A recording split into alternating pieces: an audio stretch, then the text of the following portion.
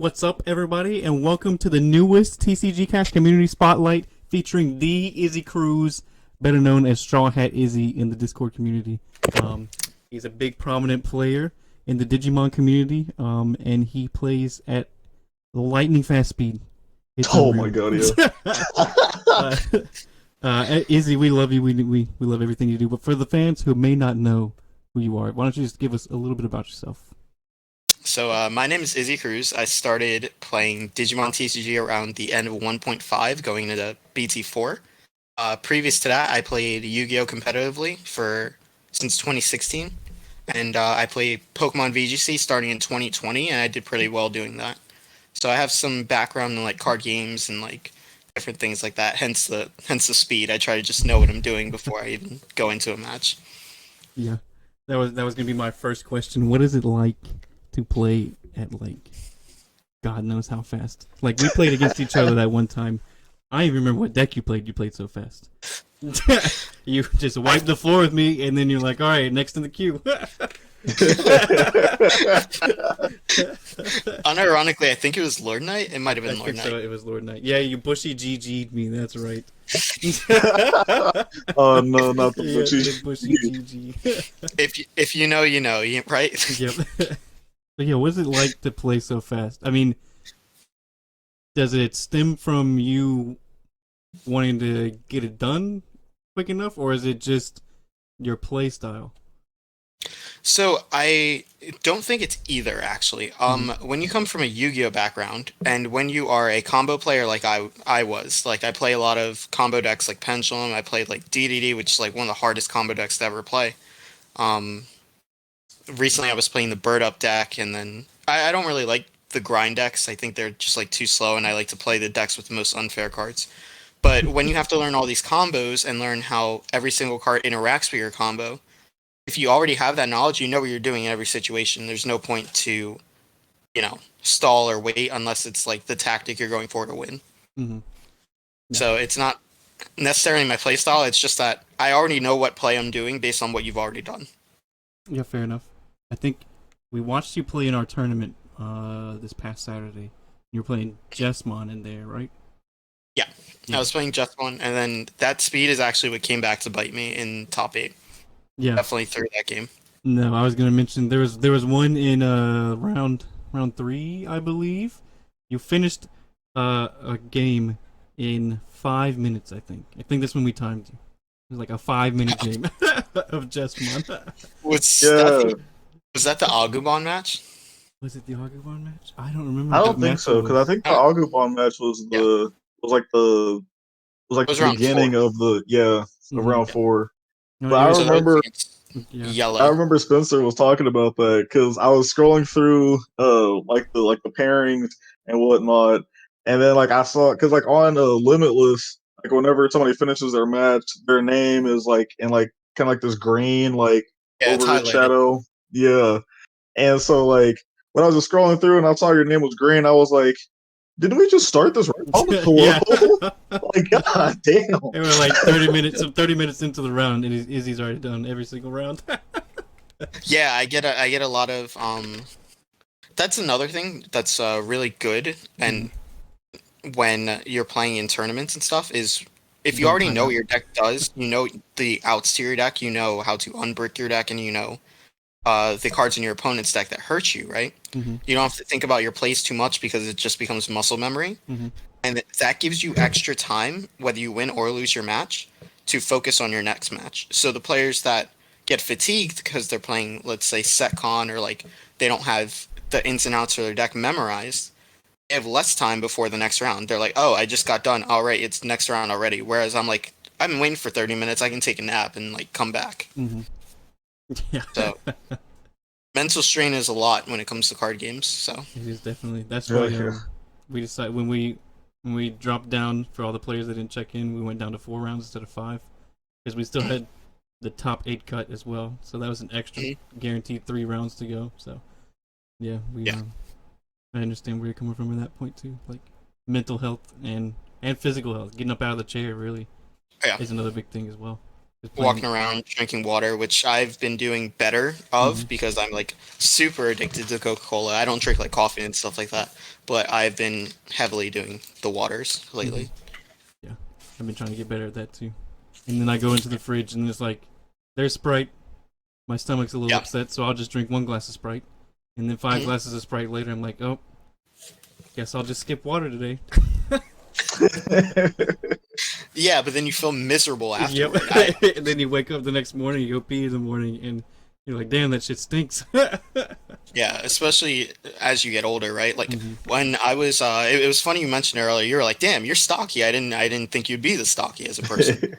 And I was actually like a really like skinny kid, and then I started working out like when I played basketball and football, and I'm relatively short as well. But after I met my woman, she like kept feeding me, and I was working and different things like that. You know, regular age stuff. Mhm. And I always hated cardio. So if I go Yeah. to a gym, I'm not doing cardio. I'm doing weights. Mhm. But and a lot of it was just sugar intake and stuff. But after drinking water and like getting good night's sleep, it really helps. Yeah, Things that's you it. really should consider in your life. It makes you feel a lot better. Exactly. Cut down on sugar, drink more water, get good sleep, and you too can finish the game in 5 minutes.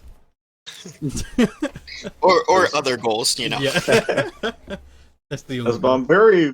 I'm very appreciative that you brought up the point about like like not only mental health but also like physical health, because from like an outsider's perspective of seeing like people play like a card game like competitively, like they just think like, oh, you just play cards Mhm. and then you just do the thing that it says on the cards and then that's it.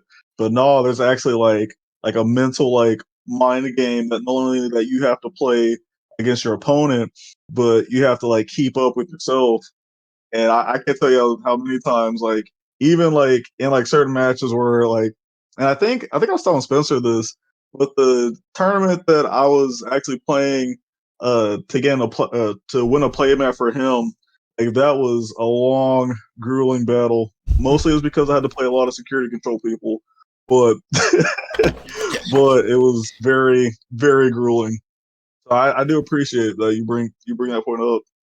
So a lot of people like hate the security control matchup. In BT5, security control matchup was my best friend. Uh, I would play that matchup, and every time they flipped a yellow egg and played like any other color card, I was like, "Oh, I'm winning this match," because there was a strict formula on how to beat it. It was put them to four, go wide. They can't kill everything. They don't trade well. They only ever trade 1 for 1. They can't trade 2 for 1. So then, when you finally have enough swings to play through maybe 2 disruptions, you count out their disruptions and trash. Then you go for game. And Lord Knight was like super good into doing that. Mhm. So my secon matches were done in 10 minutes because I just had a game plan. Yeah, I feel like Setcom BT5, in my opinion, was not good. Not good at all. Because it was like you mentioned, it was just so easy to just go wide, especially with Lord Knight. You just go wide and then just like beat your opponent's face in. But now, since we have like these new black options, and Yeah. for yellow getting like the reinforced memory boost to kind of play like multiple options at a turn, like now it's a different beast now. Yeah, they get to play less recovery Digimon and they get to play more recovery options. They get to play Yeah. like stuff like Sakuyamon, but there is just formulas to beat that depending on what deck you're playing. Mhm. Like Jesmon tears through it. Bond can beat it even without the red cards. Musket has like a very good matchup into it. The Second Mirror is the easiest mirror to win ever, guys. I'm gonna teach you how to win the mirror. We Roll had the it. dice. Did you win the die roll? You did. Okay, cool. I'll start my turn. Pass. Go ahead. Your opponent draws for turn. You've won the match. Because they're on 49 cards, you're on 50 cards. Yep. And then everything they do from there has to be proactive because they're already behind. Believe it or not, in the tournament we had a security control mirror match that ended Mhm. before 50 minutes. Yeah, Mm-hmm. I believe it. So, like, losing the roll is really hard, but then you just have to really count the cards. Like, you constantly have to count the cards in your deck and wait for your opponent to make that one slip up where they're 1 card behind you. And then you've won that matchup. Yeah, Yeah, I can see it. it's actually fairly simple, but people get really impatient, and that's where that the mental game really comes from, because if you're just not patient, you have to wait for your moments. And if you do wait for your moments, you'll do well into most matchups. Yeah, I agree. So we'll throw another easy question at you. Who is your favorite Digimon? Well, it was Vmon, but hear me out. Jesmon is like, Oh, here we go. it's between Vmon and Huckmon, because I always love Vmon because I like Davis and I really like O2 of Digimon. But like Huckmon, man, is just so cool, like so goddamn cool. He has such a great like backstory. He has sister mons, like he evolves into this badass sword thing, and like it might be Huckmon at this point, but it's really close between those two. We'll pin it down as Huckmon for now. Yeah. Okay. Until Vmon gets a lot more love. Yeah. Instead of just a starter deck. Until he starts doing cool things. Until he becomes he is a Royal Knight, actually. All Force. Oh my god, Vmon's so cool. It's Huckmon for now. Maybe next month it will be Vmon. Yeah. I agree. The correct answer, though, was Eosmon. Alright, well. Thanks for your time, guys. Yep. It was great. Oh I my actually goodness. did fairly well in a tournament with a Eosmon deck. I was doing it. Yeah, if I hit a follow goal, I had to play Eosmon, so I played Black Eosmon. It did pretty well. Should have played 50 card Eosmon. You see. That's the big brain move. I'm gonna wait until Eosmon is completely pushed out of the meta, right? I'm gonna run 50 card Eosmon and put one of each colored egg into my my egg deck. And then just watch the terror set into my opponent's face as I keep playing Eosmon and then hatching random colored eggs. And they're just gonna be like, what is this man playing? What is this 5-head deck that he's running? Wait, but hear me out. If you're never evolving in the back, you're never hatching another egg. True. I could always just push up my egg and then let it die. And then hatch another one. Then you'd be cheating. You would be cheating. Oh, you can't do that? No, not at all. Well, Goofball. I never said it had to be legal. Better, Spencer.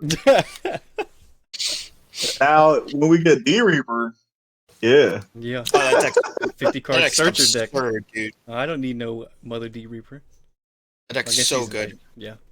We watched. I think after I got done playing the Eosmon deck for that tournament, I went, imagine if they just made the Eosmon cards good. And then my teammates showed me a D Reaper deck. I was like, all right, yes, but no.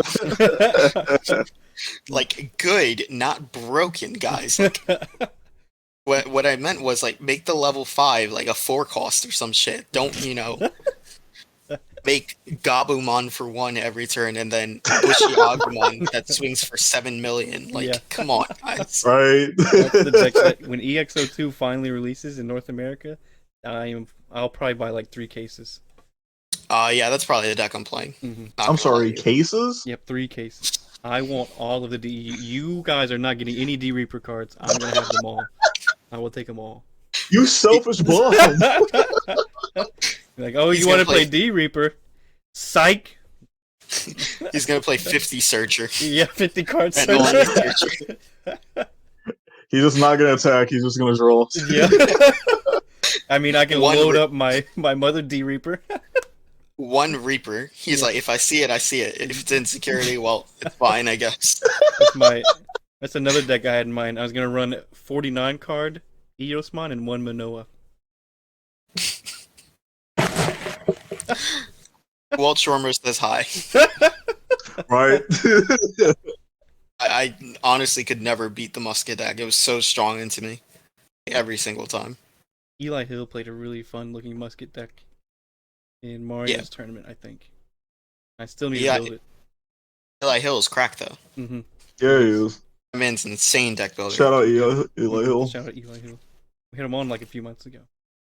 Yeah, I had a lot of people on for an interview that I'm still waiting for it to get edited. It was like a 4-hour interview between like Dan Bang, Eli Hill, Nobu, Tyler Sear, 2 other people. I can't remember. I'm so sorry, guys. It's alright. God damn it. We'll let it slide this time. Oh, Mario and you know, the other person will it will jump at me in like the middle of the interview. Yeah. I'll be like, Davis. Yeah, just throw it out.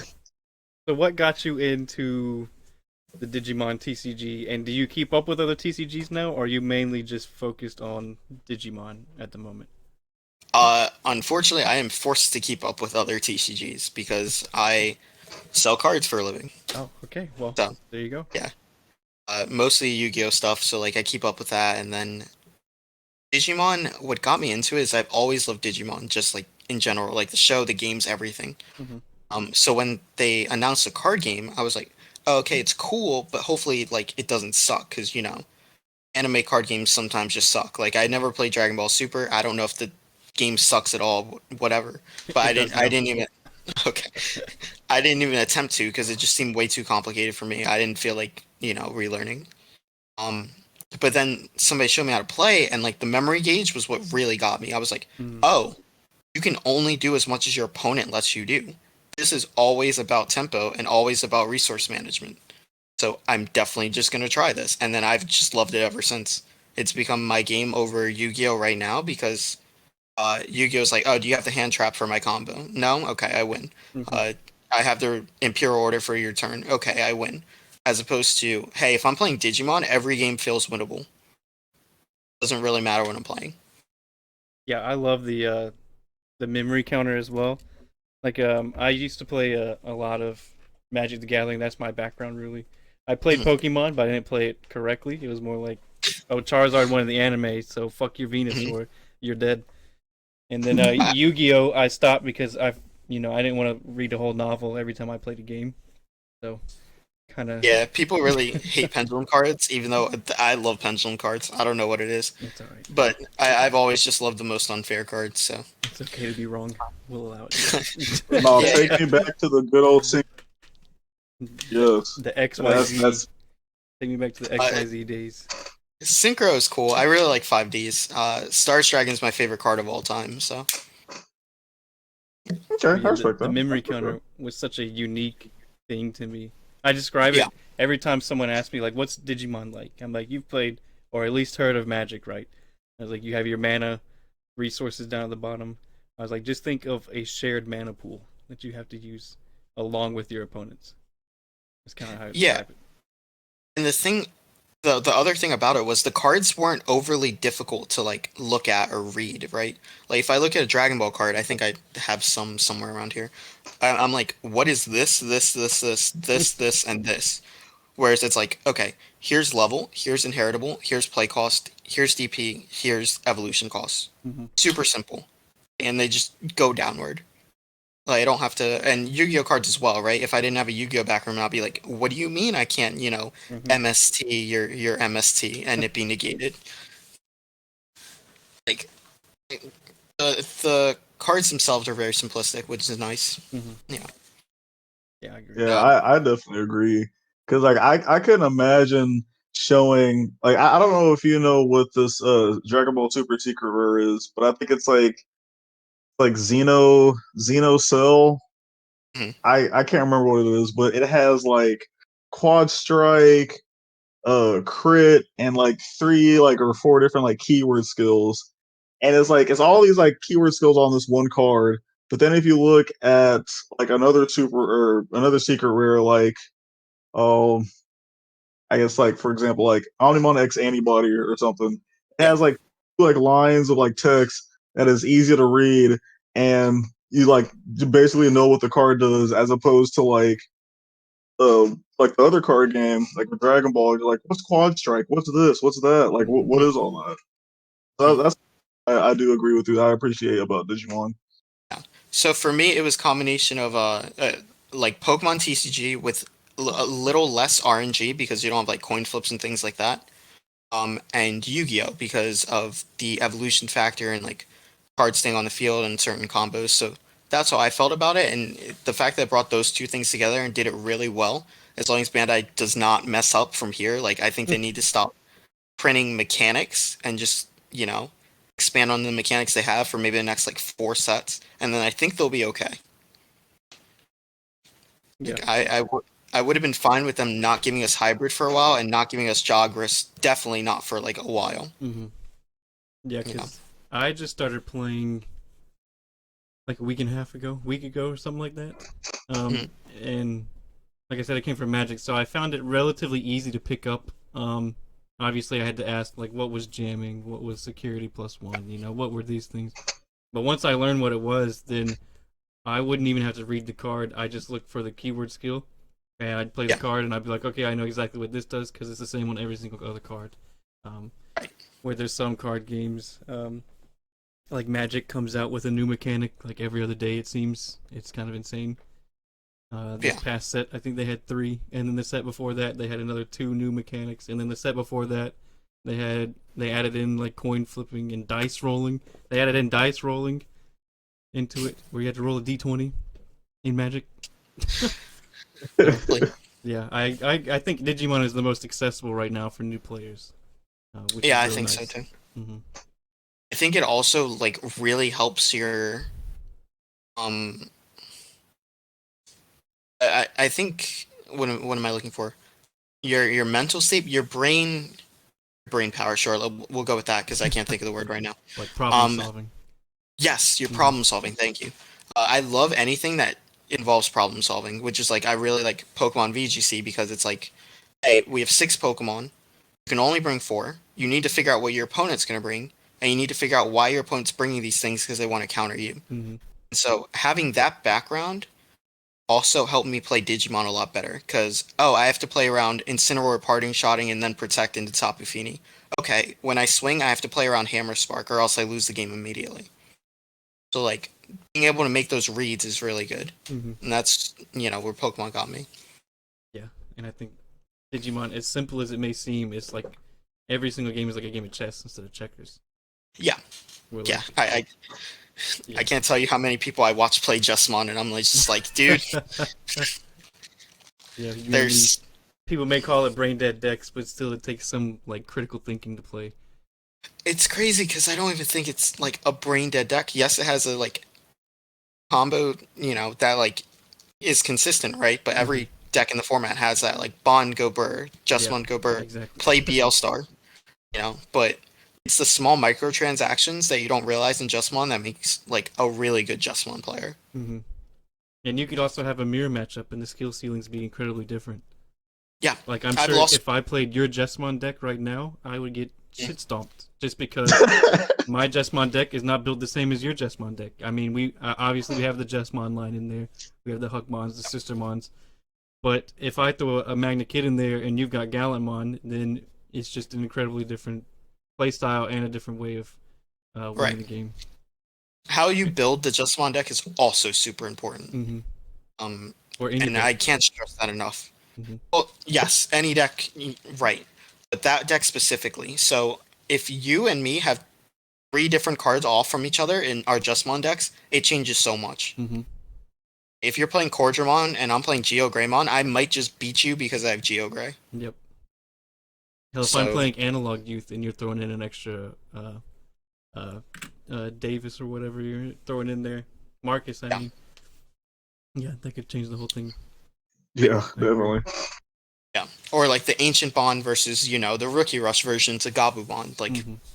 those decks are very different. They do very different things, even Or though they have like the same base. my Plesio Bond deck that I have. Plesiomon's base. Hmm. Nobu loves Plesiomon. It's good. It goes incredibly well with the Howling Memory Boost. Like I if think I, Howling's a really good card too. it is. Oh, Howling is such a good card. Hmm. It Mhm. is. And then if I get That's like Plesiomon the out there and I don't swing, and I can just play Howling Memory Boost over and over again, and I keep trashing your cards, and then I draw 2 free cards that I don't have Mhm. to mill through my deck. I just get them for free. Insane. Broken. right. Yes.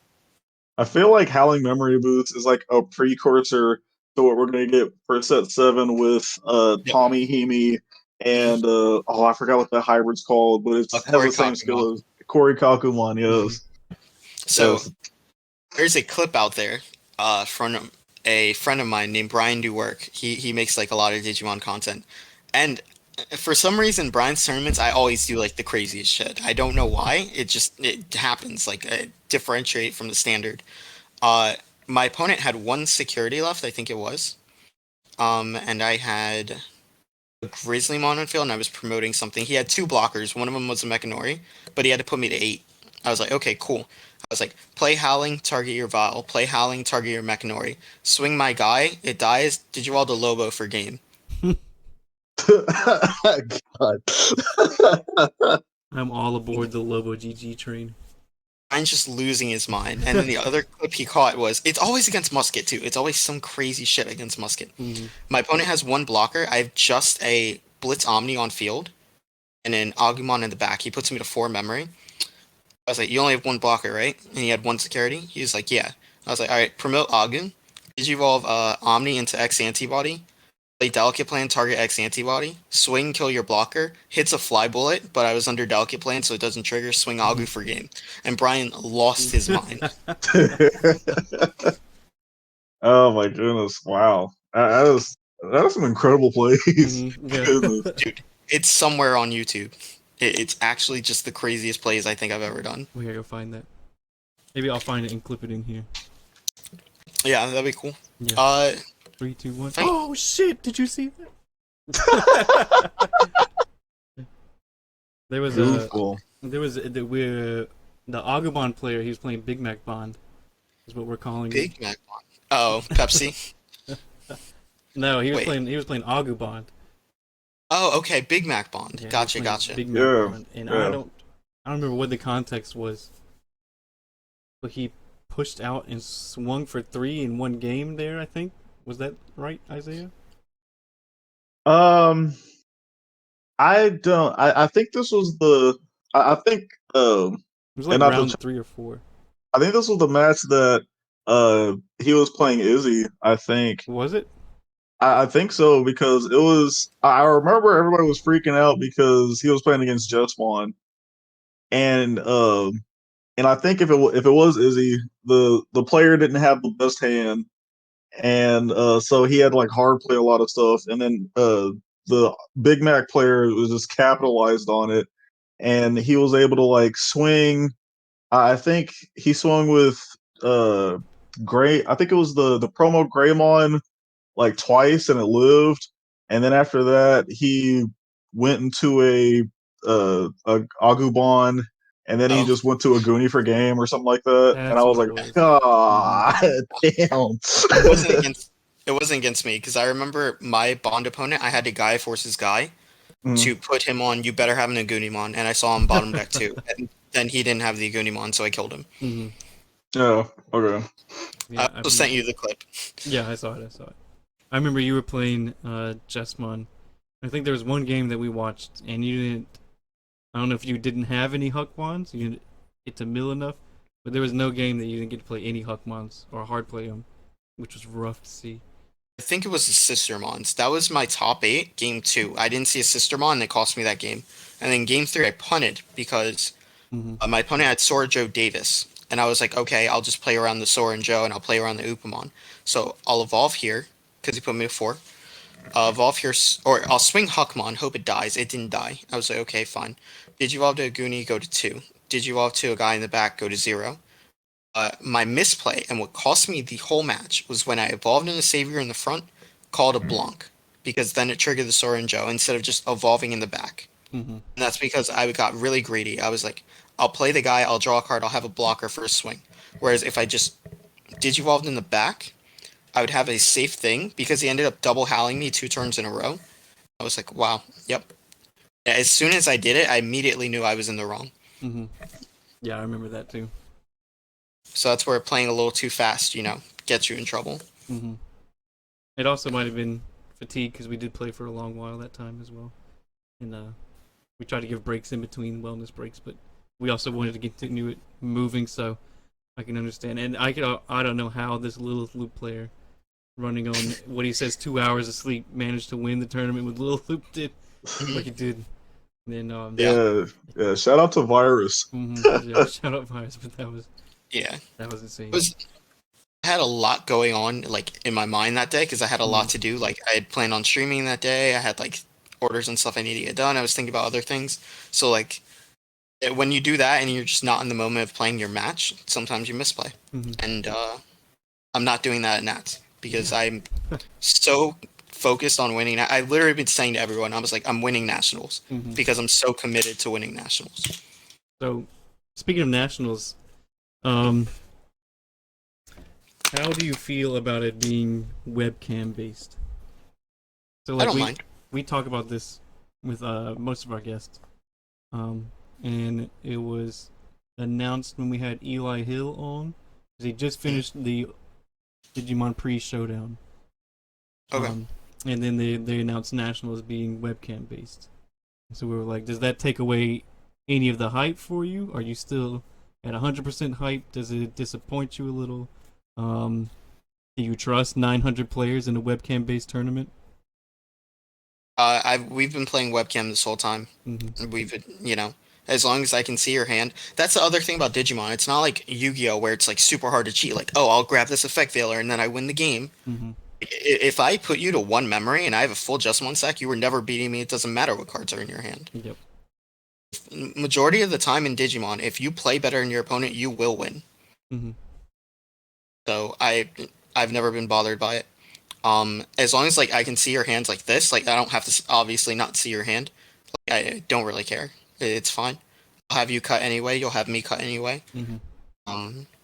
I've been like accused of cheating myself because they're like, "There's no way you draw this well with Jesmon every single time," and I'm like, "Well, just watch how I play. I cycle through cards like very quickly." Mm-hmm. So yeah, I do plays that are like the most. The thing about Digimon is when you don't do the play that gives you the most value, you're already behind. Yep. Mm-hmm. So. I agree. But you're I definitely agree with that. Hype. I don't mind. I get to chill, and then I get to talk to my friends in between. If it was in person, that'd be cool. But I'm kind of glad they didn't do it in person because a lot of people are just getting sick, and I'd rather keep it safe. Yeah. No, I'm all for not going and bringing this huge group of over 1,000 people when COVID is still going on, because obviously I want the players to be safe first and foremost. For sure. And how do you feel about the TAC debacle? And now TAC is hosting nationals. Oh yeah. So I wasn't there for this, right? So I can only go by word of mouth of what people like told me and like this and that. If I am not there for something, I usually don't speak on the situation because I don't have, personal info. That's just the type of person I am. If it doesn't involve me, then I stay out of it. Mm-hmm. So, it is what it is. I guess things happened. As long as they run nationals in a fair way, as long as the judges, run in a fair way, as long as the game is played, I don't really care. If I'm there for 20 hours, I'm there for 20 hours. I'm not going to not play nationals because somebody that I don't like is hosting it. Yeah, true. I mean, like, judges aside, like, them going and not requiring the BCC ID for the ticket purchases. I think that was poorly executed on their part, right? Like, but as soon as I saw that, I was like, yeah, they're just going to reprimand this. They're going to give everyone refunds, and then they're going to redo it. Like, I'm almost positive in that situation. There will be enough, like, outcry for this that it's going to get reversed. So I never worried. Funny part, I was driving when I was driving. I was really busy, so I had Nobu sign up for me. I was like, "Hey, here's my stuff. Sign up for me." The first round, I got the last ticket to nationals. Oh, shit. I was like, "It's my golden ticket, guys. I'm winning next." And then they reversed it. And I was like, "Oh no, I'm not going to Chocolate Factory." Yeah, Isaiah was playing in a little like small server tournament that we hosted, and they were like, all right, so national sign up with BCC required is at this time, and we're like only on round 2 in the tournament, and Isaiah was like, we just gotta pause this whole thing and let people sign up. And so, I was like, yeah, facts, because I know for a fact, like I had like my invite, and I think there was like 3 or 4 other people that was in the tournament that had their invite, and I was like, yeah, we're gonna have to pause because like I want to get this ticket. Yeah. I would be damned if I don't get this ticket for nationals. Yeah. Go ahead. No, you're good. Go ahead. I was just saying, like, luckily I was just judging and moderating for the tournament, so I was just sitting there spamming the refresh button over and over again, and I was like, Isaiah, just send me all your shit right now. So I signed up for it because I don't have my nationals invite, but Isaiah got his, so I made sure that he got his ticket. No, that's cool though. And not everybody will have it. You know, Mhm. it is what it is. You just try for next year, right? Yep. And hopefully Uh, it's a lot better next I'm year. really happy with the growth of the game, though. The fact that we even have a nationals and like so Mhm. many people interested in the game. Like that was one of my initial fears when I started playing, was like a big decline of players. Because I know like people in my area, the people that I started playing with, they were like too busy for it, or like they didn't like keep up with it. And without like webcam and like my team, I wouldn't be playing as hard as I'm playing right now either. Mhm. So I'm really happy for like the webcam tournaments and like a lot of the tournaments that are being run through a lot of different people. So I'm happy with the game. Yeah. Mario made the same point. We all know he owns a card shop, and Mhm. he said he was hesitant to, because he was already sanctioned through Bandai for Dragon Ball Yeah. TCG. So he had a couple people approach him, say like, "Hey, why don't you get the Digimon card game in? We'll try it out." And he was hesitant at first because he didn't know how much growth the game would experience. Um, and now it's like it's blown up. And as an adult, getting to see a card game expand out and blow up like this, it's so cool to see. Because like I assume you're around our age. We were kids when Pokemon was out, when Magic was out, when Yu-Gi-Oh first started out. We grew up with those. But now being grown up and watching something like Digimon TCG expand and become the thing that it is now, it's incredible to see. Plus the community is awesome. Yeah, well, the community is fantastic, Mhm. actually. Like I've never felt more love in a Mhm. TCG community. But yeah, I am 26, so I'm fairly old. You're a year older Um, than me, so don't worry. fair, fairly old. And when we were young, like competitive Yu-Gi-Oh, like what is that? I'm just Exactly. trying to summon Dark Magician. Yeah, But play my blue being eyes. able to start a game from its beginnings and like kind of like pioneer it, um, if that makes sense, is really Mhm. cool. Yeah, yeah, it's incredible to watch. And I know Isaiah's had a blast because just like you, he enjoyed the video games and some of the anime. I was more of a Pokemon kid, and I was like, Digimon's just like the Walmart brand of Pokemon, so I'll skip it for Yeah, now. I was like, that's crazy. I Yeah. mean, I do love Pokemon, but like, you know, if you've ever played Digimon Cyber Sleuth, it's just better Pokemon. Yes. Okay. I was not the first person to say that. Yes. I so agree. That game and Hacker's Memory is fantastic. Yeah, I haven't finished Hacker's Memory though. I'm on like chapter 18 or something like that. Okay. I'm super deep into it, but those games are fantastic.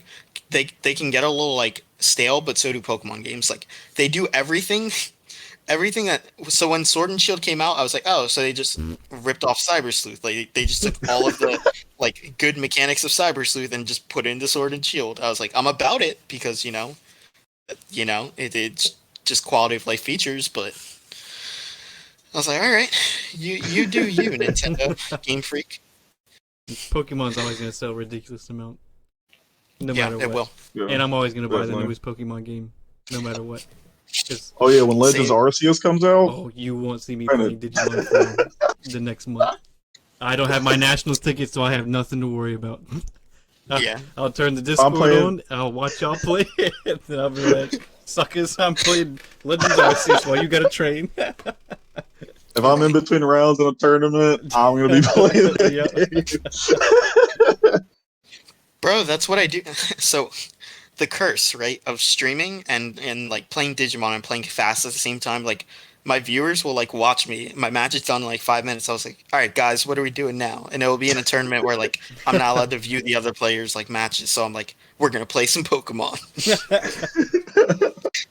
So yeah, I what? was like, oh no, my Weedle died. Unfortunate.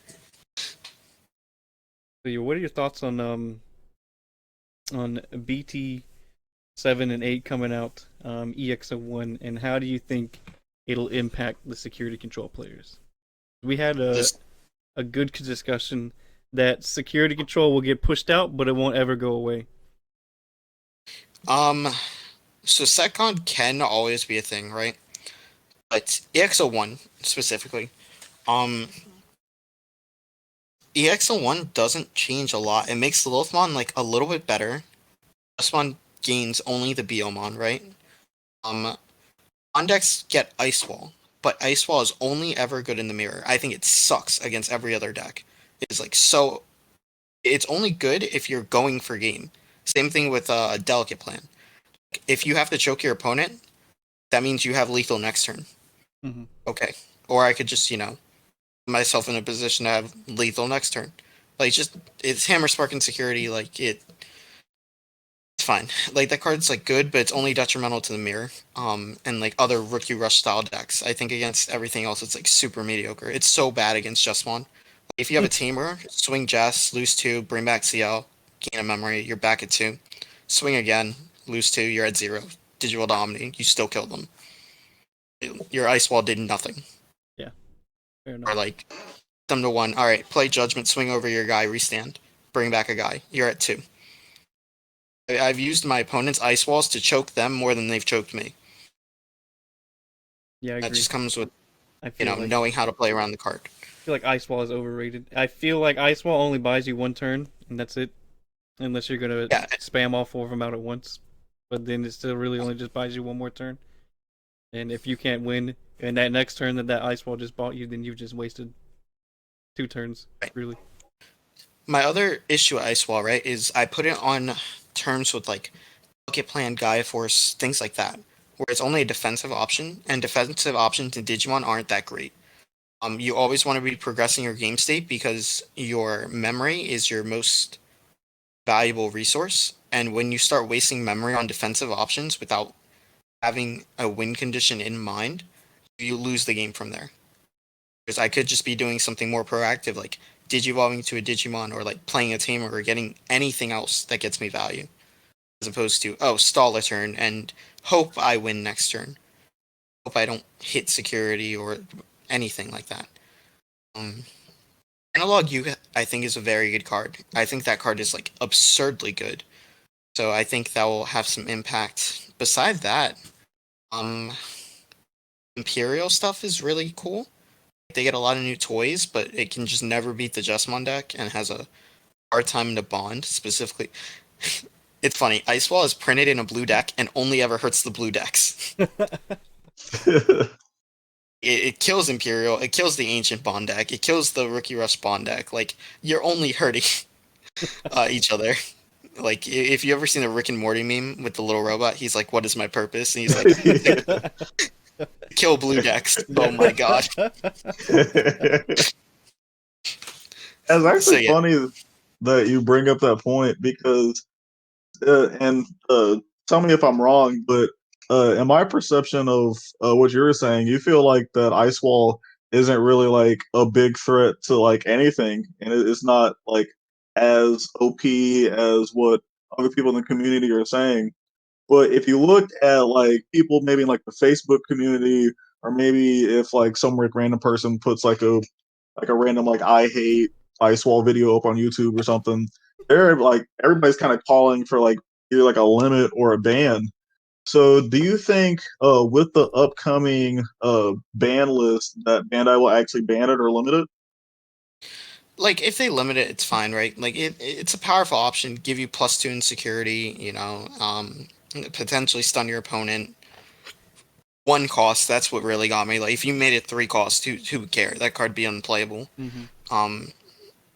But the thing you said about like the Facebook groups and like the YouTubers, and I'll get a lot of slack for this comment. How much do they actually play? To be honest, how many tournaments do they actually play in? How often do they test? Because I'll tell you, I'm playing in a tournament like 4 times a week. I'm play testing like 30 hours a week. Mm-hmm. Like, probably. So, maybe they do just the same, and, then their opinion is valid, right? Maybe they're not playing against the opposing decks in a way that, benefits them against Ice Wall. Or maybe, I don't know. Just have a personal vendetta out against Ice Wall because it's hurt them. Yeah. Like me, I played against Ice Wall one time. I was gonna win on the next turn. And Ben is who I was playing against. He plays Ice Wall. Goes down to 0. He doubles up and plays Ice Wall again, puts me at 1. I was like, I only had 1 check on security to make, and then I could swing for game. I was about to Lobo out because I had my memory tamer out. Swing. Yeah. So maybe they just have a personal vendetta like that. It could be. Like, what was the difference between 1 and 2 Ice Walls there if, like, you couldn't kill him either way? Just to be vindictive. Yeah. Like, that's whatever. What if you had double Hammer Spark? Like, okay. Yeah. Like, double Hammer Spark, triple Hammer Spark, whatever you did, or, like, literally anything that stopped his aggression on the next turn. Mm-hmm. Or if he hits something in security and then just, like, instantly dies. Okay, cool. These are probably the same people that want, like, Delicate Plan banned, where the card's, like, only okay. It never, ever gets you advantage. It's only broken in Jesmon. Like, and while I'm on Delicate Plan, actually, let me talk to people about Delicate Plan specifically. We have been playing Digimon for 5 sets, basically 4 sets, right? BT1, BT 1.5, BT4, BT5. How many of those formats did we have to throw Delicate Plan in? Every deck. Security control any less popular in BT5 or BT4? No. It was there in BT 1.5. Were we throwing in everything? No. A lot of the people that want Delicate Plan, like, hit or something, is because their opponents use Delicate Plan as a crutch, and in turn make their deck worse if it doesn't naturally synergize with the rest of the deck. Like, when you look at deck building, you should be like, okay, here's my starters, here's my extenders, here's my defensive options. And your defensive options in Digimon should be the least amount of everything else. Yeah, I agree. So, unless you're playing security control specifically, in which your whole deck is just defensive options, and, like, maybe some, like, extenders, right? But we've been playing around security for 5 sets, guys. Just play around the security. Exactly. Just throw, like, 4 chords in your security. Or just, at what point can I hit a Hammer Spark? At what point can I hit a Zwart Defeat? No, I can't do that. All right, I'll do a different play. Like, you don't need it to win. Same with Ice Wall. You don't need it to win matches. You don't need it to win games. My friend and teammate Bepsy is a very good Bond player. And we were playtesting, and he was just like, yeah, Ice Wall sucks. I was like, yeah. He's like, it's literally done nothing in every matchup we've played. I was like, yeah. He's like, only the blue mirror. I was like, yeah, and that one was sacky enough as it is. That matchup really is, oh, did you see Matt? Or, like, did you allow your opponent to resolve Upamon? You guys think the Jesmon mirror is bad? Bro, like, the Bond mirrors are actually terrible. We thought we were about to get a Battle of the Bonds in our tournament as the finals. That would have been hype. Yeah, and then Lilith Loop came out of nowhere. Well, while we're on the topic... go ahead. But I do kind of agree with your take with Ice Wall, because, like, I feel like in, like, specific matchups, Ice Wall is definitely bad against your deck. But now the red deck that I play, and this is probably my hot take for the for the interview, because I don't like just one at all. It bricks way too much for my taste. So I play Shoutmon. And whenever I did you up to Shoutmon, and if my opponent played Ice Wall, like, beforehand, I'm just like, okay. I have Blitz. It's crazy you said, Jesmon bricks way too much for me. I'll play Shoutmon instead. Bro, Jesmon bricks as much as any other tower deck. That's true, though. That's true. You just notice it more because Jesmon does the most broken things in the game, and it has the best searcher in the game. So that's why you notice it more. But I promise it bricks as much as Lord Knight bricked. Lord Knight was tier 0. Beside Rookie Rush being able to... It's crazy, because it's just BT5 format all over again. Lord Knight was the best deck, and Rookie Rush was his contender. Everything else was, like, tier 3. And now it's like, here's Jesmon, here's Rookie Rush Gabu Bond. Same concept. And in BT5, if I saw Angelomon Wargreymon, Bond matchup lost every single time. In BT6, if I see a Jesmon stack, the Bond matchup loses every single time. Or they Rookie Rush me down. That's it. I agree. The only time that Lord Knight doesn't brick is when Isaiah plays it. He stacks the Starmons. Okay. Okay, we're not bringing this meme into this interview. Relax. Stacking the Starmons. Stacking the Oh no, Starmons. you know this too? Oh my god. Oh, I was there for this. Oh yeah. Oh my gosh. Okay. You play that Weekend song in the background. You're a star boy. That's how we're gonna Oh start my- every stream off from now on. I mean, you Don't get give doxxed. Spencer ideas, I swear. So speaking Oh of my Ice Wall goodness. and Delicate Plan and Bushy GG, which I was not a fan of when you Bushy GG'd me, is he gonna say? Personally, I could have offended. won in other ways, but that was the coolest one. So What are your ban list predictions? What do you think will be Uh, banned, and what do you think will be limited, if we even see Right. any bans? Bandai is smart. They don't touch our version of the game at all. Just don't do it. You don't need to. Mm-hmm. Game's fine. If you want to prevent things from being outrageous, hit Mega Digimon Fusion. That's it. All right. Ban it. That's it. So no And then Ice once Wall. you can put it to 1, sure. Who cares? If it goes to um, 1, I burn my deck. I mean, you can put it. The crazy part is, if you put Ice Wall to 1, Bond will still do what Bond has always done. That's a great. The broken cards in Bond are not Ice Wall. Yep. It's matte. It's BT6 Gabumon. Mm-hmm. It's like Bond of Friendship is whatever, but it's like matte BT6 Gabumon, like Lobomon. Hybrids are absurdly good. What are the other cards? Like Howling Memory Boost, right? Mm-hmm. Um, Rattlestar. Ice Wall is like whatever. Rattlestar. Mm-hmm. Like imagine. All right, here's a world. Your opponent. We keep 4 Ice Walls, right? We put matte to 2. How well do you think the Bond deck does? Terribly. Not good. Mm-mm. Unless you But just you have keep 4 hard playing your Gabumons and mill through and find a mat. Yeah. you have 4 Ice Walls. True. You're just buying time to mill through your deck some more. Mhm. So let's say we keep matte at 4, right? We put BT6 Gabu to 1. You can still have 4 Ice Balls.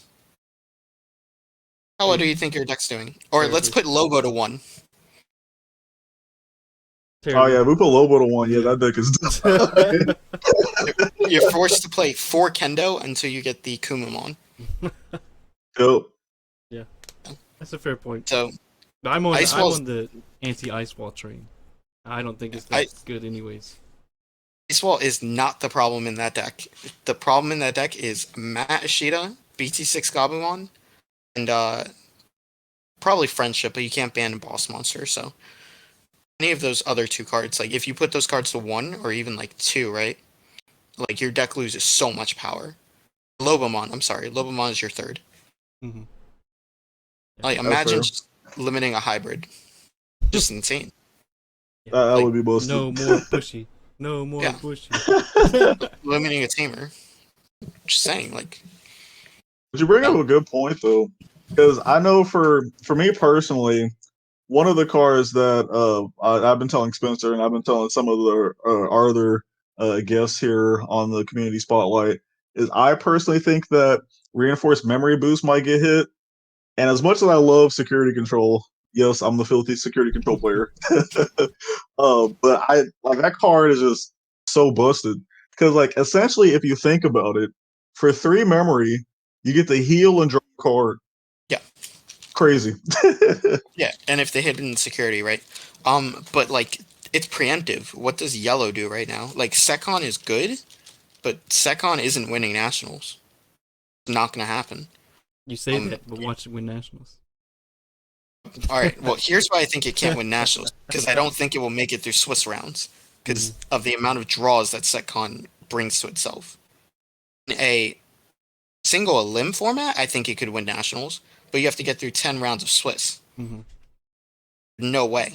There's no way you're not drawing twice, 3 times, and that's just a death sentence at that point. I don't think Bond can win nationals because of the amount of people playing Musket, the Mirror, and Setcon. I don't think the mirror will be so much like it will be the most high rolly dictated thing ever. If you swing at the wrong time, you're dead immediately. Mm-hmm. That's another thing like people don't realize when you're playing against Bond, right? Uh, Bond's fairly fair, right? They play a guy, play rookie, play a card. That's like their turn every single turn. It only becomes unfair when you hit something in security that makes it unfair for you. Ever like swung at Bond security and then they hit a Matt or a Davis, and you're like, oh, I'm just dead next turn now. It's just a security deck. Yeah, that's fair. That's all, with a little bit more aggression. So with Nationals, go ahead. Yeah, so I don't think Secon can win because it will tie. I think the Bond players will ice wall themselves out of the tournament. They'll play the mirror, and that's the only time ice wall will be good. So what are your predictions for the top 4 decks? What are the top 4 players that running? What's fourth place running? 4th place running? Musket, probably. Musket. 3rd place? Musket, probably. 2nd place? Bond, probably. Bond is 2nd, and then 1st. Bond or Jesmon, because I'll be winning Nats. All right. Man, it's locked in. So you are running Jesmon? I don't know yet. Okay. The jury's not out. It could be Jesmon, Bond. It could be Lilithloop. Because Lilithloop usually, right, it takes somebody that already knows what they're doing to play that deck. Mm-hmm. And a lot of Lilithloop players just like majority-wise don't know what they're doing. Like they end up getting stuck at some point, or they deck themselves out, things like that. I play fast enough that I think I could play that deck, and I play well enough that I think I could play that deck without it being too mentally taxing. It'll just come down to if it is too mentally taxing. And if you have enough sleep. I'll definitely have enough sleep. Definitely. Water, etc. Yeah, I think it is. Oh, sorry, go ahead. This one will be a hard win for Nats because so many people will drop the deck right beforehand. Mm-hmm. Because of what Isaiah said earlier. They're like, oh yeah, Jesmon bricks too much. And they'll go in that mentality, oh, I can't play this deck, it bricks too much. So they'll play Secon or they'll play Musket. Then I am playing Jesmon and I see Secon and Musket all day. I'm like, man, this was the freest Nationals I ever played in. But you have to like avoid the Bond matchup. So it was all about making the Bond matchup a lot better. If I do that. Have you thought about playing just Bond? Yeah, it was one of the first decks I played when we didn't have starter decks, and it was not very good. It was not very good. It required too much setup. Mm-hmm. So I don't like decks that usually require too much setup. I like decks that can do well on their own. Play at the speed of light, like you do. Yeah. Decks that just like get value, right? Because Jesmon constantly gets value. Like, just playing a Blanc, drawing a card, having a blocker. Okay, I'll bring back the card that was already in my trash, and then I'll draw another card. I'll gain a memory out of resources that I've already used, and get a blocker. Mm-hmm. That's so good. I just understand why people would drop that deck, knowing it just does the most unfair things. Yeah, it just comes down to how you play it and how you build it. If you build it with all these bricky option cards, like, you're gonna brick, obviously. If you build it with like these heavy cost ultimates at like 4, and like I've seen people play like a lot of Rise Greymons, a lot of Volks, a lot of whatever, of course you're gonna break because you're playing like every other red deck. Mm-hmm. Whereas Jesmon is isolated to the 25 cards within its archetype, and then you find the cards that blend well with Jesmon. The only thing that Jesmon and red have in common is the fact that Jesmon is a red color. Beside that, nothing else synergizes. Mm-hmm.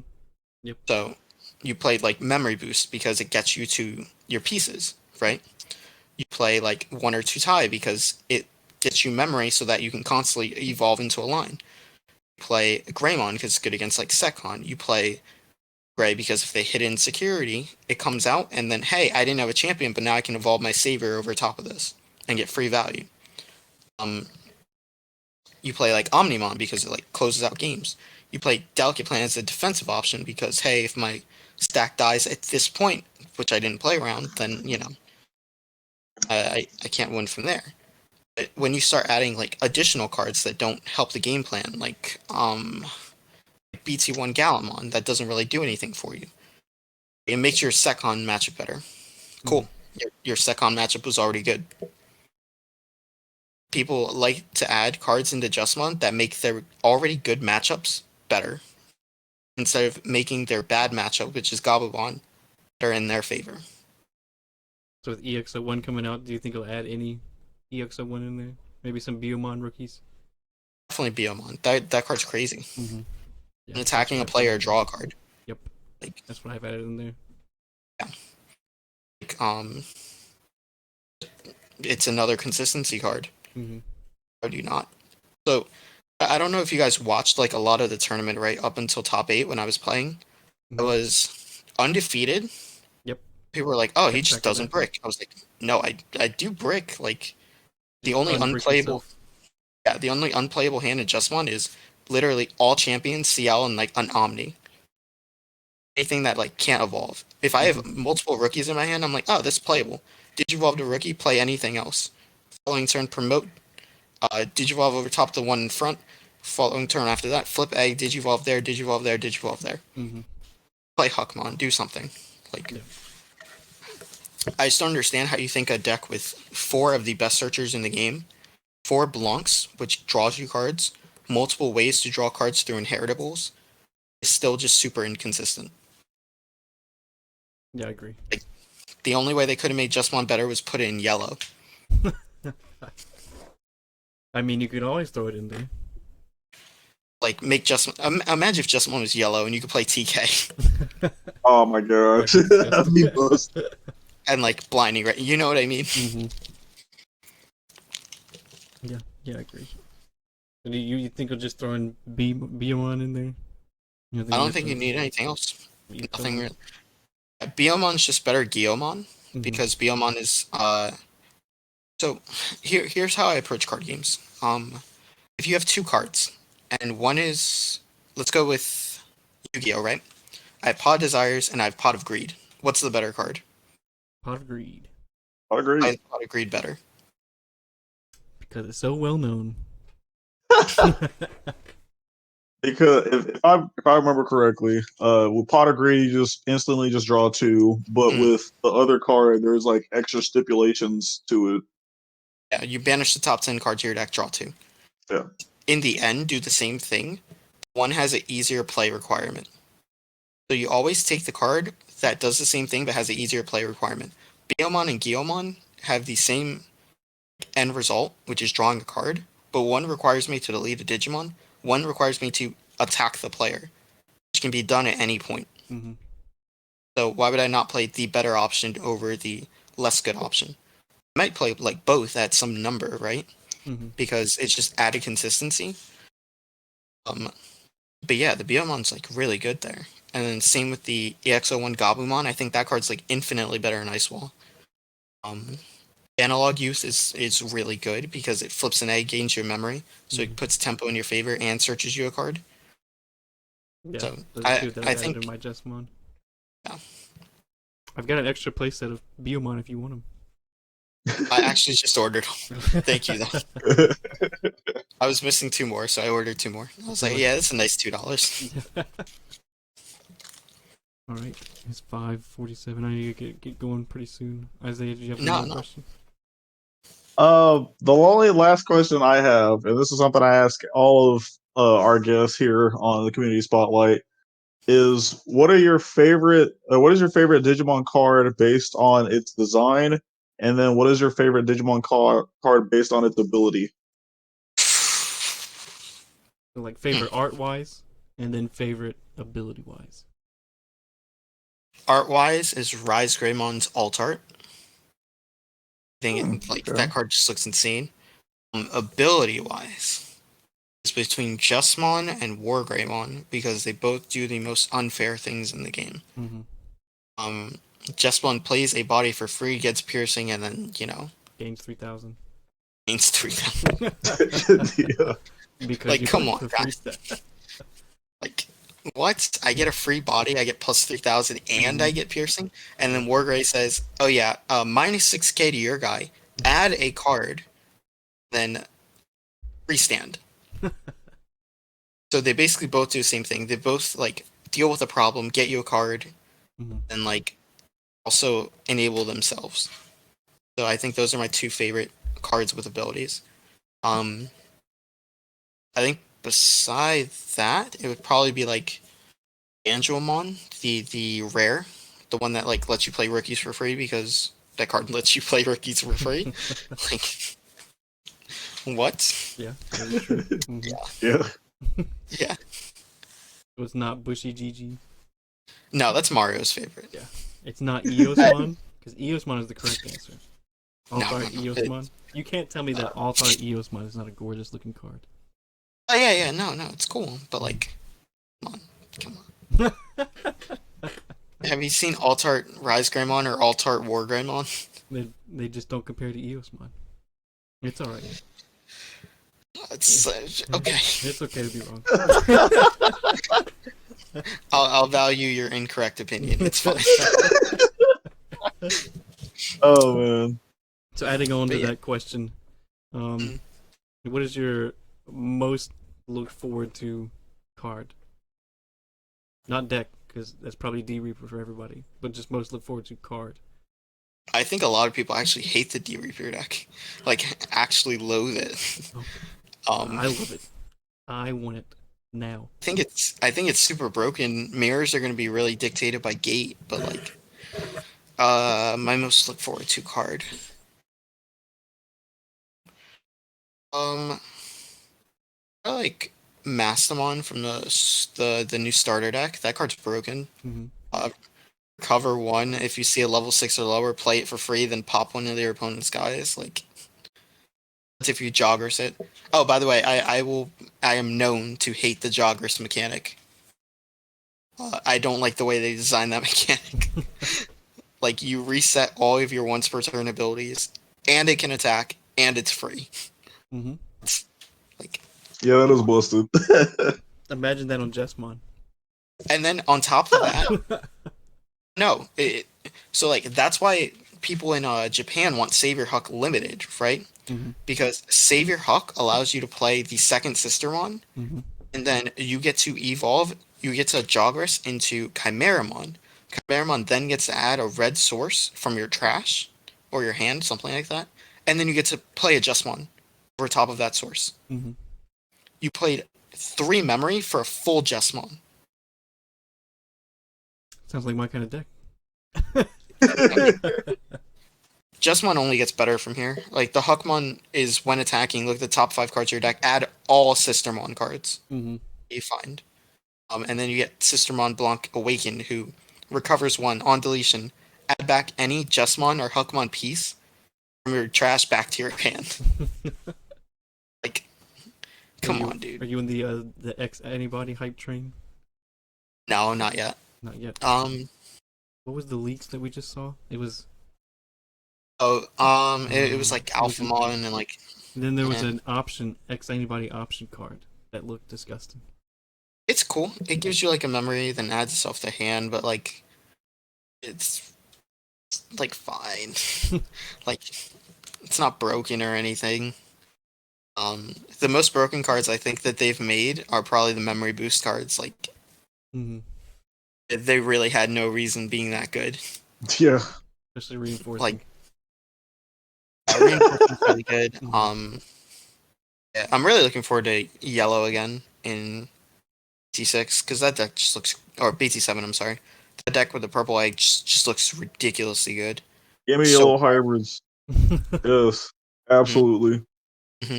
Yeah, there's a couple good ones in EX1, like Magnadramon in EX1, the level 6, where if I attack, I recover. I recover 1 if I'm at 3 or below. Yeah, it's gonna be crazy when people don't realize that Jesmon's still just like probably the best deck in BT7 because they have to spend all their time playing Tamers. That's just more time you're giving the Just player to kill you.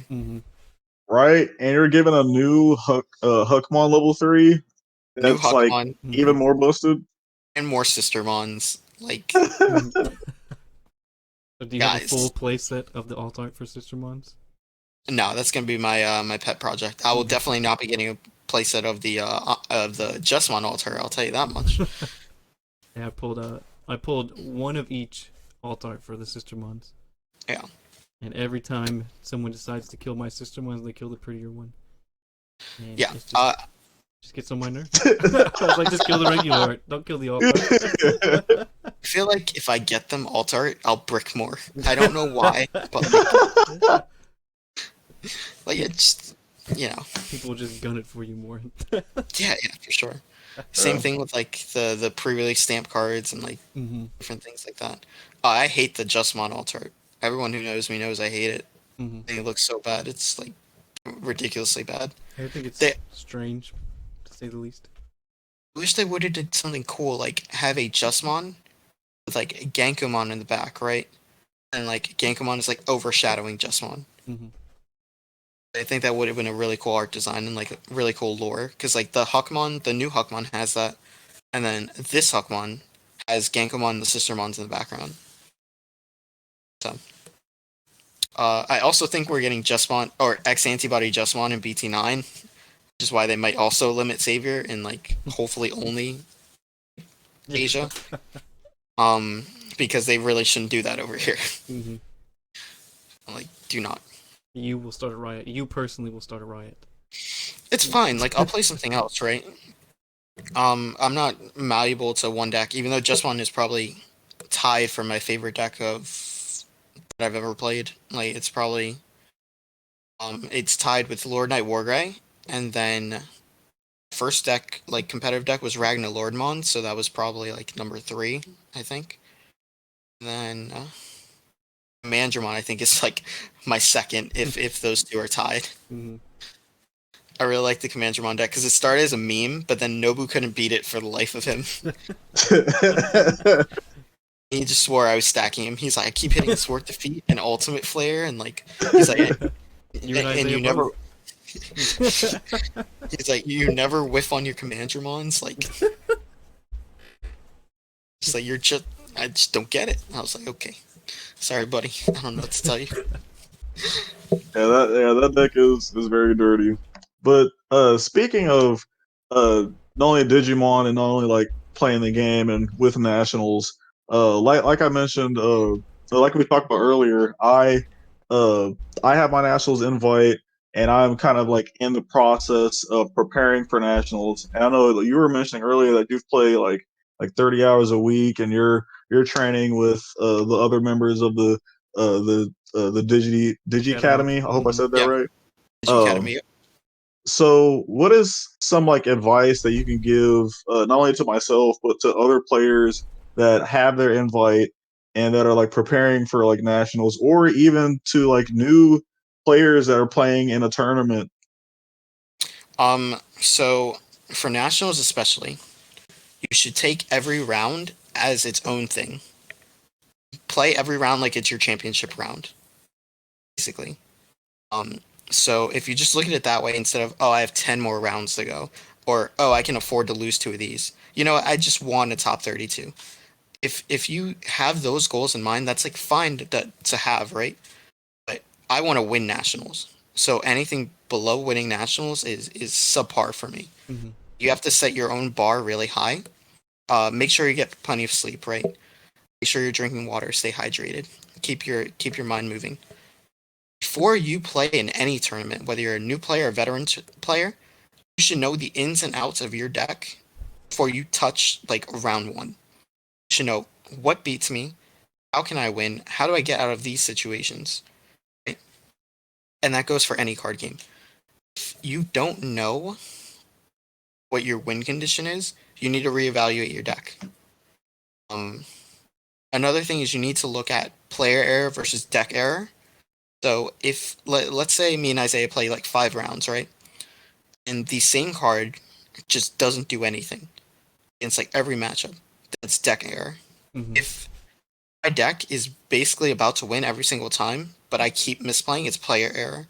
You really need to identify where that is. That only really is accessible to you when you get a good playtesting group. So find a good playtesting group, find people better than you.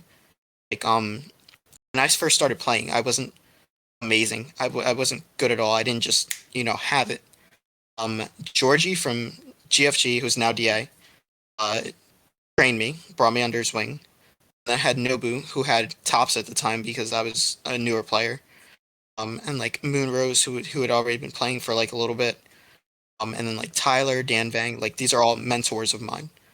So I surrounded myself with people who were better at the game than I was. Eventually, it brought me to a point where I was as good, if not better, right? My goal for winning nationals, by the way, is super petty, and is super selfish. I want to beat Dan Vang. It's my goal. In my opinion, Dan Vang is the best North American player I've ever seen. Mm-hmm. Right? Just by sheer, results. My goal is to, if I'm not going to be better than him, I'm going to be near close. Like, if you hear Dan Vang, you want to hear Izzy Cruz at, like, the same interval. Yeah. That's my goal. And if I can't do that, then I don't want it. So, whenever somebody's, like, complimenting me, like, the other day, I meant to bring this up earlier, on my stream, they were like, oh, yeah, I'm a big fan, etc., etc. I said, well, thanks, but, until I beat Dan Vang, I don't want it. So, have a goal in mind. Find a playtesting group. Realize when you're making mistakes and take criticism well. Because a lot of you out there, oh, Ice Wall is a stupid card, but it's beating me every single time. You're not thinking of it in the right manner. Mm-hmm. You're not thinking of how to beat the card. You're just making excuses for yourself as to why you're losing. When you start doing that instead of trying to find solutions to things, that's when you start to trend downhill. I've had people go to me and they're like, oh, your deck lists suck. And I'm just like, okay, that's fine.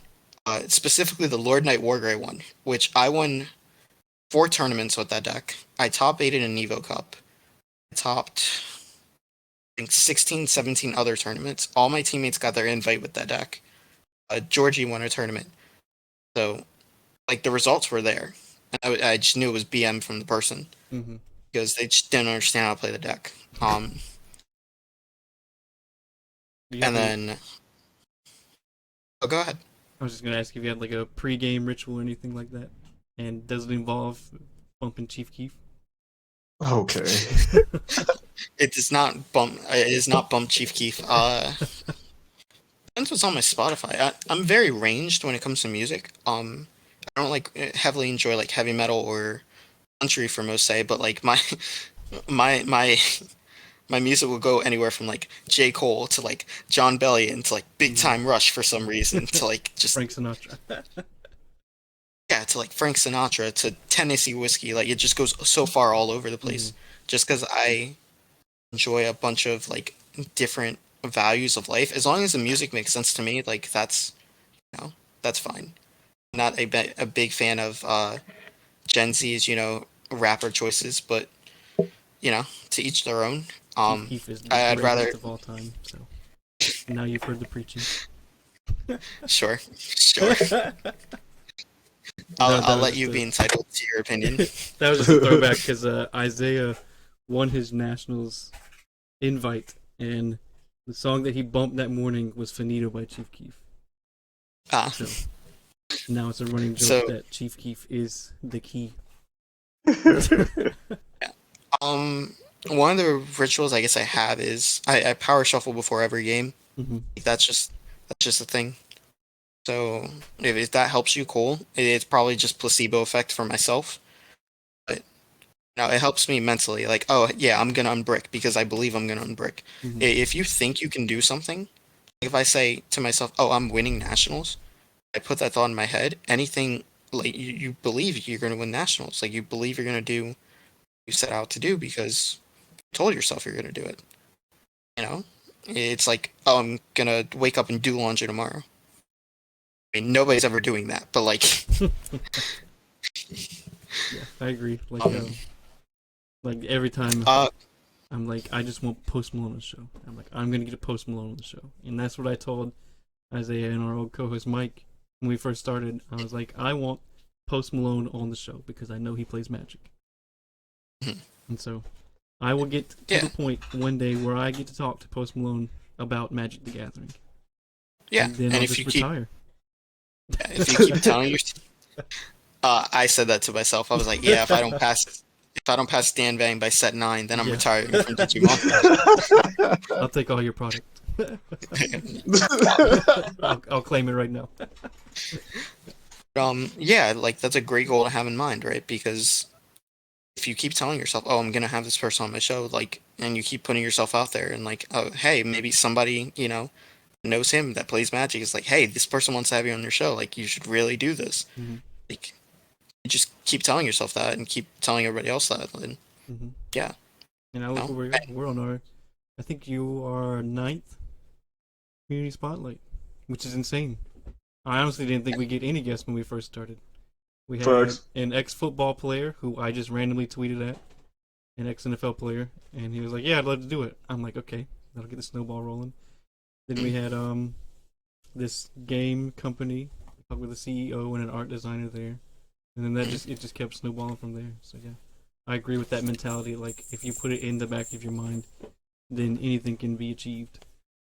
Yeah, it's just One Piece mentality. Mm-hmm. Like it really is, dude. If you watch the first episode of One Piece, he's like, king of the pirates. Mm-hmm. yeah, Kobe's just like, you know how many obstacles you have to face and this and that, and he's like, if I die trying, I die. Mm-hmm. Like, Yep. no, If I die I trying to don't- get Post Malone on the show, then I die. it's if I do all this practicing and I prepare myself to the best of my ability, and I still don't win Nats, I did my best, right? Yep. Did nothing else I could have done. Mm-hmm. Yeah, That's it. That's just how you have to think. So going back to like the music thing, because it brings me to a point of Digimon as well, where if you have variety in your playtesting group, right? And you don't surround yourself with an echo chamber, as Nobu puts it. You have differing opinions, and those differing opinions help you solve problems. So Bepsi, my teammate, was clapping me with the Bond deck, like day after day after day. Hammer Spark Lobo, double Hammer Spark Lobo. It was only till recently I built a version of Jesmon that was clapping him in return, and still clapping the rest of the meta. Mm-hmm. So sometimes you just gotta stick to it and ask yourself, why is this not working? How do I make this work? What are the weaknesses of the opponent's deck? And then go from there. And then prepare yourself against things that are relevant. If you play against Diaboromon, which like you might see right at Nationals, how prepared are you really? Like you didn't prepare against Chess, you didn't prepare against Musket, you didn't prepare against Sekon. Which I'll be damned Sekon, if I can't beat Diaboro. Sekon is the only deck that punishes your opponent the most for not knowing what they're doing. Mm-hmm. If you know what you're doing, you beat Sekon every single time. Doesn't matter what you're playing. Yeah, I agree. Doesn't. Because ignorance in this game is what kills players most often than not. Like me doing that savior play in the front to play the Blanc, to play into that Sora, killed me. Not my opponent. Mm-hmm. I knew what my play line was, I knew what I had to play around, and I messed it up. So, and then going back later on and admitting to yourself, okay, that was my mess up, that wasn't the deck at all, because the deck was running super smooth that whole event. I was up a game in that round. I was actually up a game. I couldn't find a sister game 2. I was like, whatever, no problem. And then game 3, as soon as I did that, I knew immediately that I punted. I was telling my teammates, I was like, I'm not making that mistake ever again. Mm-hmm. So learning from your losses is super important. And then watch a lot of content. Yeah. A lot of content. Like, make sure it's educational to yourself, right? Watch Izzy play. Phenomenal players. You're a phenomenal player. And I actually learned a lot watching your streams versus... You can still learn a lot watching like the big tournaments and everything. But that really just teaches you like, hey, you might see this deck and here's a little bit of what it does. Hey, you might see this deck and here's a little bit of what that does. But like watching your streams, you'll go in and you'll play one deck consistently throughout the whole stream. You might switch it up to like another deck or two, but I can see exactly what that deck does through 10, 15, 20 games and then be like, okay, so in this one particular instance, if he would have done this instead of that, then that's how I fixed that issue. Yeah, which is cool. And I definitely appreciate it. Obviously, I don't want it unless I'm beating Dan Bang. Yeah. But There was a conquest tournament I played in, which is you bring multiple decks. Mm-hmm. If you win with one deck in a match, you can't use that deck for the rest of the match. I went undefeated, and it was a double elimination tournament. So I'd won all the way up until grand finals. And my opponent had to not only beat me, they had to beat me twice. He took one game. And I kind of used that to my advantage. I played Jesmon and the Pepsi deck. Mm-hmm. And in that situation, I was like, all right, what deck is he going to start with? I was like, if I start with Bond, or if I start with Jesmon, right? I'm going to assume he's playing the Bond deck. Or I'm going to assume he's playing the Musket deck. And if I beat Musket with Jesmon, that means I don't have to play the Bond mirror. Mm-hmm.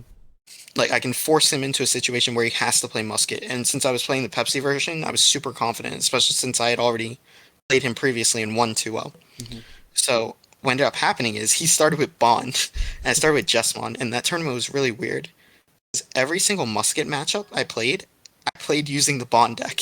And every single Bond matchup I played using Jesmon. Mm-hmm. But I didn't lose any games, because like I knew my ins and outs. Mm-hmm. So yeah, he starts with Bond, I start with Jess, and then I beat him. So I'm forced to play Bond for the rest of the event. He plays Bond, I played Bond. There's like a turn I did, I was like, okay, well, I can put him like X amount of memory and just hope he doesn't have it, or I can like do anything else. And I was like, you know what, I don't even care if I win this one, because I know my matchup is fairly good into his last deck. Mm-hmm. So I didn't purposely like punt that deck, or punt that game, because obviously you want to win. But like I made an optimal play, and like it didn't pay off, which was whatever.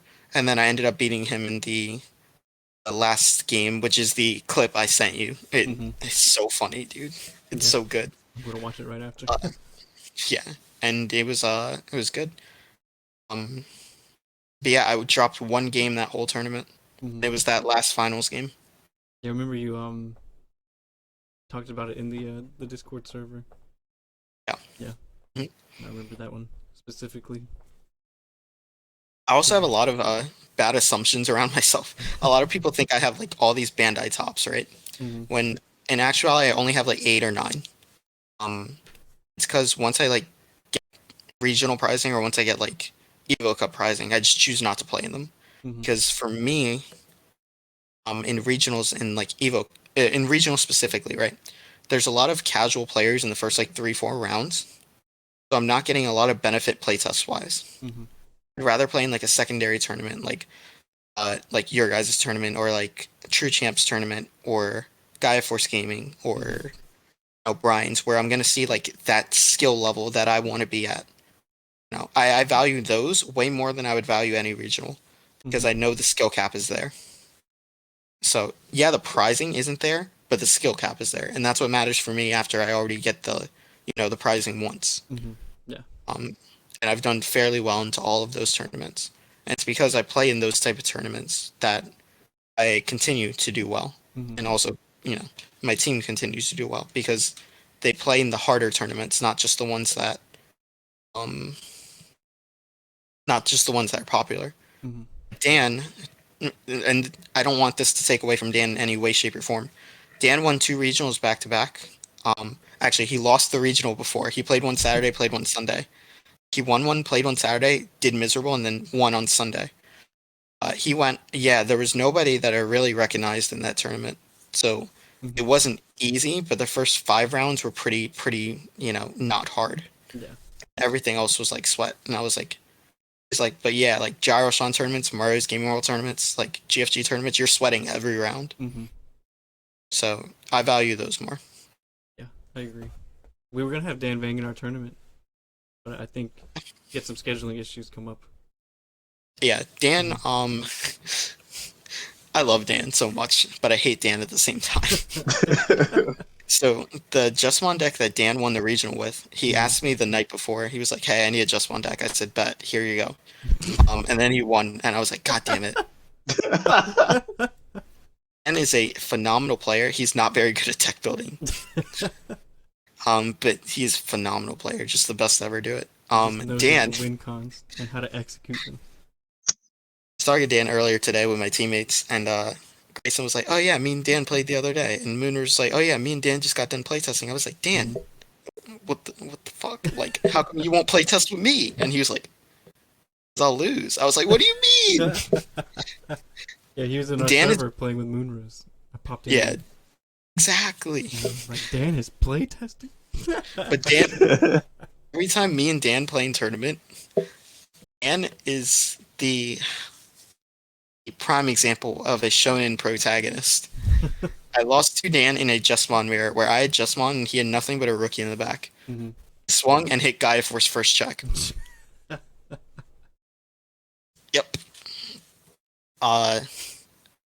Yep. Mhm. That's just He is the I main hear the character. trauma. Yeah. that sums up my losses to Dan Bang. I lost 2 Jesmon mirrors since I started playing the deck, and both of them were to first check Gaia Force. He's just the main character. That's what it is. Well, it was one against Dan, and then one against another person in Mario's tournament. Oh. And they ended up by not doing like phenomenal. Mhm. Ended up like top 4ing or something like that, top 8ing. Just had incredible luck right then. Wow. Sometimes they get you, but every other Just One mirror I've won, Mhm. and it was usually not close. So I think that about does it for all my questions. I know you got a stream scheduled for today. Isaiah, did you have any more? I don't have any more. All right. Well, thanks so much for Hopefully- joining us, Izzy. yeah, hopefully this was insightful and not just me rambling too much. No, it was incredibly insightful. It's really nice to have such a high skilled player on the show because we've had Eli Hill, we've had True Champ Steven, and they're really good at playing, but that was months and months ago when the game was still getting its traction and still building up credibility. And that's not to downplay their achievements. Like, they're still incredible players. But after that, we've had more like Gyro Sean, who plays, but he's more like a tournament organizer or like a figurehead. Then we've had Mario, who's the same. He plays, but he's more known. I mean, he did place in that big championship one time, but he's more known for like his tournaments or his content and stuff like that. And so it's nice to have the player's perspective, like a really high skilled player. Yeah, I definitely agree. Mm-hmm. And as a player, I guess perspective also, because I haven't been able to play in some of these bigger like online tournaments. Now I have like won like of course like store championships and like in like my local tournaments and whatnot, but that's a whole different meta, a whole different like mindset as opposed to like online tournaments where everybody is playing meta and not supposed to like, oh, maybe somebody's playing some like wonky deck 50 that card they've EOS. built. You're right. Yeah, definitely. I was playing against a friend of mine pretty recently, maybe a month or two ago, who I started playing with. His name, I'll leave his name out, just in case, it ever gets back to him. He was like, "You were talking shit." I was like, Dan Bang, that's who it is. no. You just call him Dan Bang for now. He was like, "Damn, the change between you playing remote and you playing like from back then is like astronomically different." He's just like, "We used to be like here." He's like, "Now I just like I don't stand a chance." I was like, "Play a lot. I enjoy the game." And I enjoy helping people and teaching people. I think I'm eventually going to be doing coaching sessions. It will probably be like sub coaching or something. And like deck doctors and different things like that. Because I do enjoy deck building, and a lot of the decks that I do build end up doing very well. Yeah. So. It was great to have this kind of perspective on the show.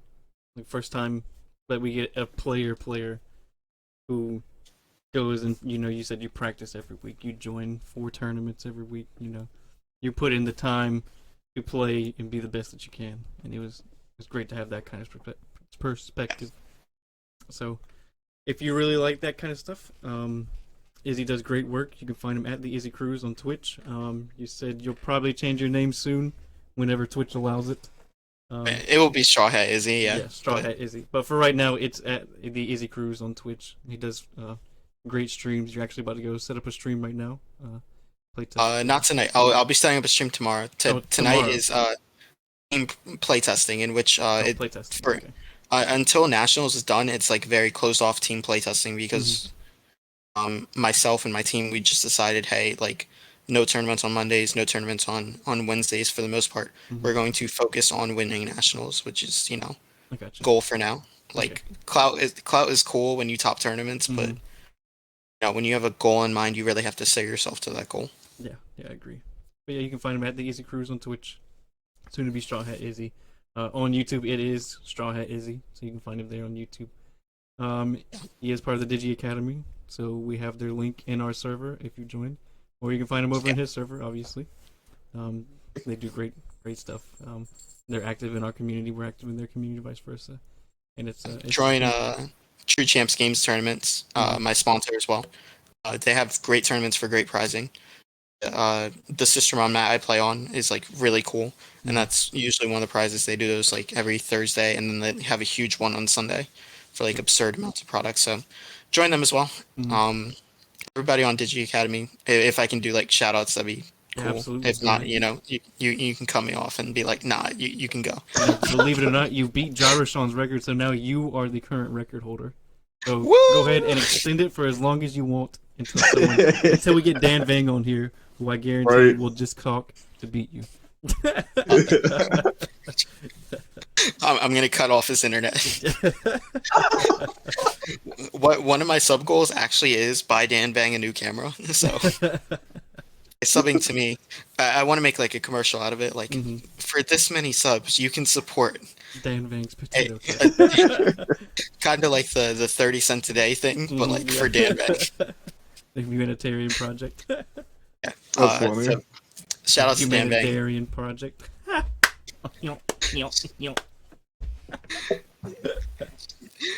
So shout out to your team. Shout out to Dan Vang. Shout out to Dan Vang for being the GOAT. Shout out to Digi Academy, Grayson Bepsy, Moonrose, Tolapan, Georgie, Chris. I'm gonna forget somebody and then they're gonna kill me. Tommy Nubu. Nubu. God, how can I forget about Nubu? Nubu is actually my other half. It's crazy. Nubu. Shout out to Mario for being my like commentary partner in crime. A lot of the times we're doing a Pokemon Soul Link right now, which is really cool. I've killed off 3 of our Pokemon. It is just, so yeah, Tolapan, Grayson, Nobu. I really don't want to forget anybody because then they're just gonna kill me. You can just send me clips later and I'll cut them in. Oh, nice.